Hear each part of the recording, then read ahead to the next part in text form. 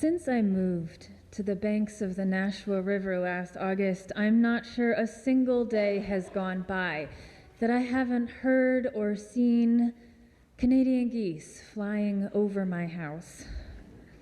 They don't seem to be going north or south at any particular time of the year. I think they must be very confused by climate change. Or maybe I just don't know a whole lot about geese.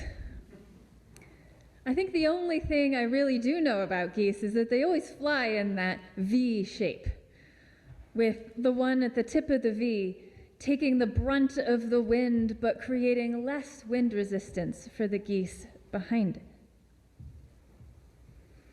And they each take a turn at the tip of the V. And when the one in the front gets tired, it drops back, and another one takes its place. And the rest of the V get to have an easier flight for a while.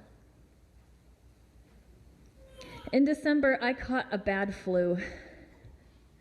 I had to cancel some plans I was really looking forward to. Luckily, it cleared up in time for our Christmas Eve service here.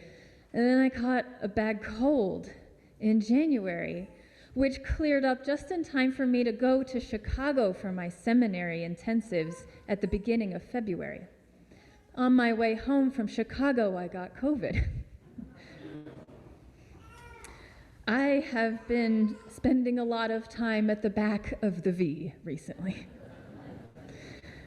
Illness is not the only thing that has me at the back of the V. I have also been feeling grief. And I know that a lot of you are feeling grief too. We are surprised and shocked by the absence of Paula, but we are also, I know many of us, also holding other recent or ongoing griefs. And I don't say this to diminish Paula's loss, but just to name and acknowledge the magnitude and many layers of grief that we are all holding right now. And I want to say up front, if you woke up cheerful today, with joy in your heart and a spring in your step, thank you for being here. Thank you for bringing your joy into this collective space. We need you. You're the goose at the front of the V right now. And I know that if I say something later in my sermon today that doesn't resonate with how you're feeling today, I know you have had the experience of being at the back of the V. My sermon today is for the whole flock. We've all had that experience of both needing rest and needing to keep going at the same time. That is survival. It helps to travel together. Grief comes in many forms, and it's important to be specific that grief is not the same as depression. They are both associated with sorrow, and they are both more complex than only sorrow, and in distinct ways. When we sit with the sorrow of grief, it moves and shifts and changes and eventually heals and gets better. When we sit with the sorrow of depression, especially alone, it gets worse and sometimes deadly. Both grief and depression improve when we share how we feel with someone that we trust. One-on-one therapy is great for this. I highly recommend it. And we also need to acknowledge our collective grief together, because no one wants to be the single goose fighting the winds of life alone. Many years ago, I was afraid of my grief. I pushed it away, tried to ignore it, but it would sneak up on me.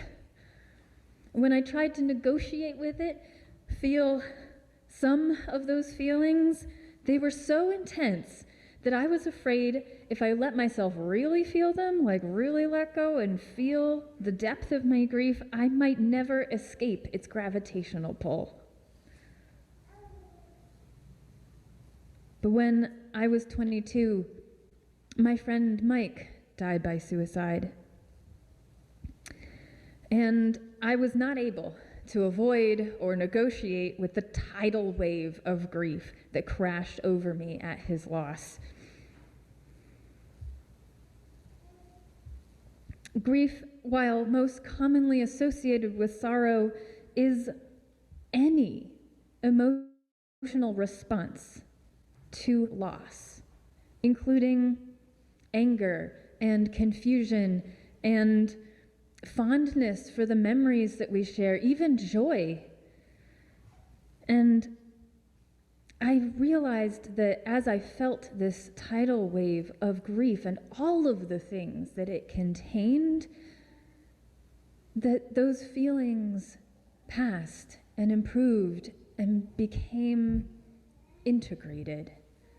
This didn't happen in any linear way, and they certainly didn't follow Elizabeth Kubler-Ross's now outdated and still famous 5 stages of grief. Even within the very hour of learning of Mike's death, I felt sorrow and anger, and then guilt at feeling angry, and then joy, and then guilt again, and sorrow again, and a renewed commitment to live my life to the fullest. Since Mike no longer could live, I wanted to live large enough for both of us, to seek out as much joy and adventure as I could. And boy, I packed a lot of life into my 20s. I also, unfortunately, had many opportunities to practice this new relationship with grief. By the time I reached 30, I had lost 9 of my peers and 4 of my 5 grandparents.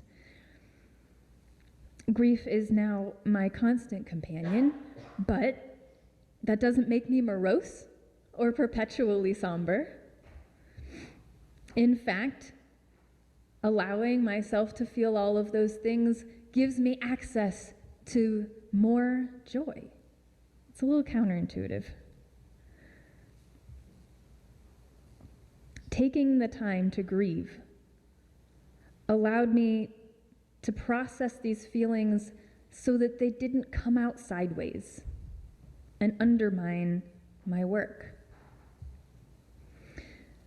Contrary to what I thought, grief was not the cost of love. Grief is an expression of love. Sometimes when I think about the suffering of the world, I find myself wondering, who am I to feel so blue when I have so much relative privilege? But we care about the world. We care about every single person in our human family. We UUs talk a lot about our interconnectedness, and we talk a lot about the sacred web of life that we're a part of and the inherent worth and dignity of all people. It's right there in our 7 principles. Our Unitarian ancestors believed that God is God and Jesus was human, no more divine than any of us, and that we all have a spark of that divine in us. Our Universalist ancestors believed that God is loving and there is no hell except that which we create for ourselves and each other here on earth. And while we are gruesomely capable of creating such hells, we are equally capable of creating heavens on earth too. We still dream of a society where all people have shelter and food. All people have community of care and respect. A dream where all people have work that is meaningful, fulfilling, and dignified. A dream of thriving. And there's grief in the fact that the world we are currently experiencing is so far from that dream. We have grief because we love each other and we love the future generations of humanity. And we love hummingbirds and polar bears and oak trees. The word love is surprisingly absent from our 7 UU principles, even though it is such a driving force of our faith. But that language might change very soon. In June, when the Unitarian Universalist delegates from around our denomination get together to vote on new language about our beliefs, the proposed new language puts love at the center of all of our other values. We have learned from the stepping back of the dominance of white men in our denomination and making room for female voices and queer voices and especially Black UU voices. Because the Black community has done a lot of work collectively around grief. Their wisdom is informing the rest of our faith. And it is important to recognize that.